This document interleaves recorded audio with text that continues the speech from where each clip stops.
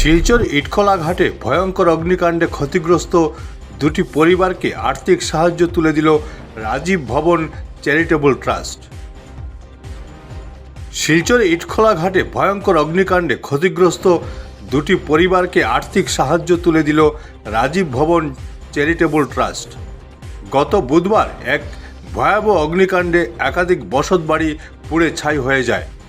সাংসদ সুস্মিতা দেব ক্ষতিগ্রস্ত পরিবারগুলোর খোঁজ নেওয়ার পর তার পিতা সন্তোষ মোহন দেবের তৈরি রাজীব ভবন চ্যারিটেবল ট্রাস্টের মাধ্যমে দুটি পরিবারকে 30,000 টাকা করে আর্থিক সাহায্যের প্রতিশ্রুতি দিয়েছিলেন। গতকাল ট্রাস্টের প্রতিনিধি দল অসহায় পরিবারগুলোর হাতে আর্থিক সাহায্য তুলে দেয়। আমাদের রাজীব ভবন এই ট্রাস্ট থেকে, সন্তোষ মোহন দেবের বানানো ট্রাস্ট থেকে আমরা এসেছি। সাংসদ সুস্মিতা দেবের নির্দেশে খোলাঘাটে যে আগুন লেগেছিল, দুইটা পরিবারের সমস্ত কিছু পুড়ে ছাই হয়ে গেছে এবং এখানে 2 থেকে 3 জন স্টুডেন্টও আছেন। ওই ট্রাস্টের পক্ষ থেকে আমরা দুইটা পরিবারকে 15,000 টাকা করে আমরা অনুদান দিয়েছি, যাতে পড়াশোনার কিছু বই খাতা কিনতে পারে।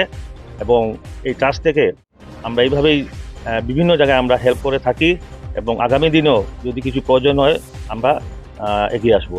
এবং আমরা এখন দেখতে পাচ্ছি যে আরেকটি পরিবার আছে এখানে ভাড়াটিয়া থাকে, উনিও নিঃস্ব হয়ে গেছেন, ভবানী রায় মহাশয়া।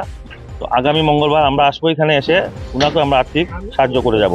আজকে আপনারা এই মুহূর্তে আমরা আমাদের রাজীব গান্ধী ট্রাস্ট থেকে আমরা দুটো দুস্থ পরিবারকে আমরা আজকে আর্থিক সহায়তা করেছি। এইমাত্র আমাদের উদ্দেশ্য ওদের যে আগুনের সর্বশান্ত হয়েছে তার জন্য তাদের ছেলে মেয়ে যাতে পড়াশোনা করে সুযোগ পায় এবং বইপত্র কিনে এই টাকার মাধ্যমে তারা সাহায্য পায়। Bureau report, Barak vision.